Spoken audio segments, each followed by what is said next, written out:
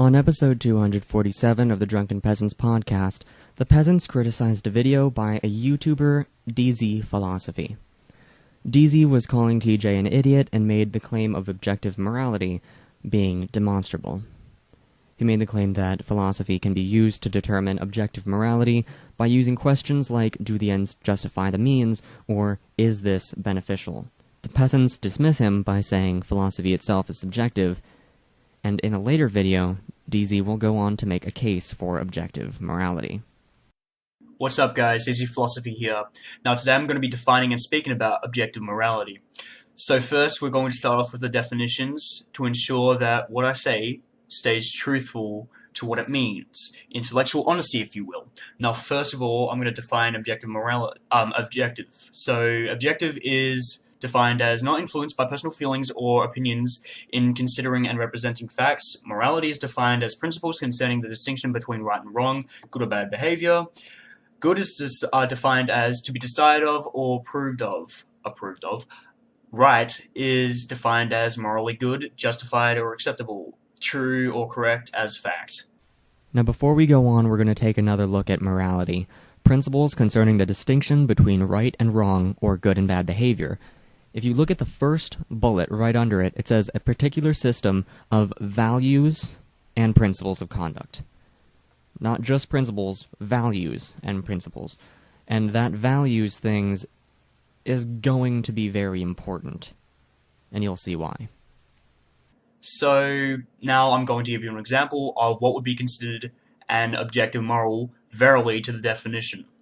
Self-benefit at face value is merely a subjective moral, and an example of this would be, even though I'm a vegan, I know that a fat, juicy steak tantalizes my taste buds. The subjective moral of this is me benefiting my sense of taste. And we're back to morality. You see, benefiting my sense of taste. That packs more of a punch than you think it does.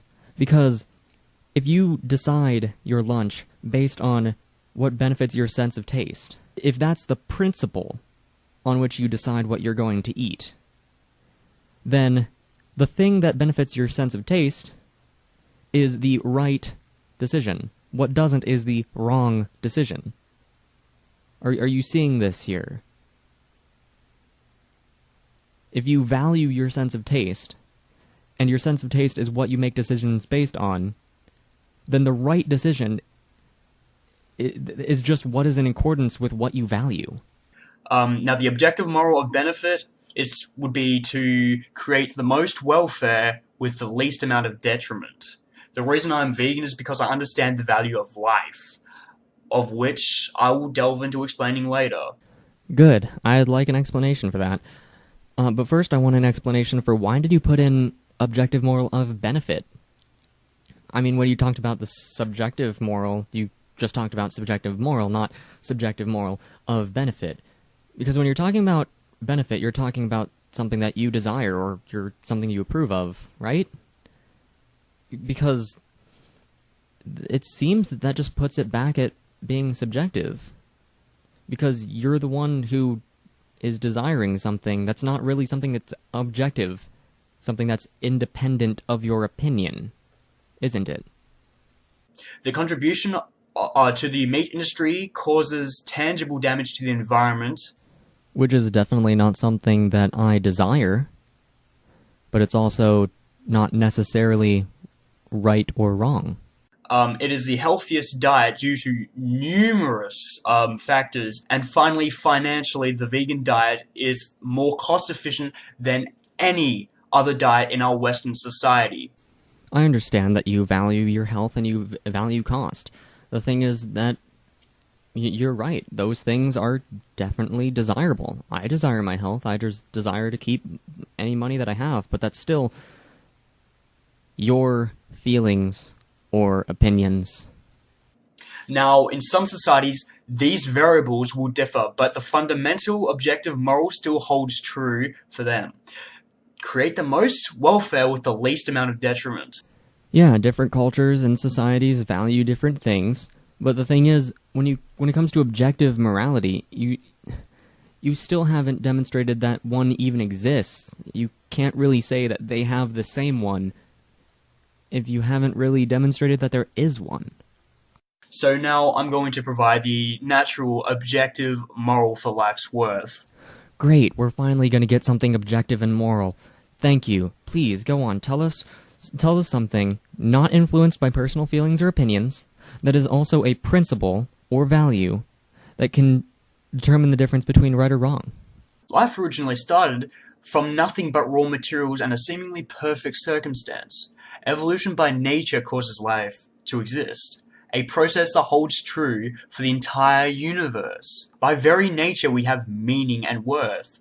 Also, that's the philosophy behind it. To be honest, I'm actually thoroughly impressed. I'm thoroughly impressed. I never thought I would ever taste such a delicious word salad. Natural, objective, moral for life's worth. Okay, now 2 of these words are contradictory, actually. Objective and worth.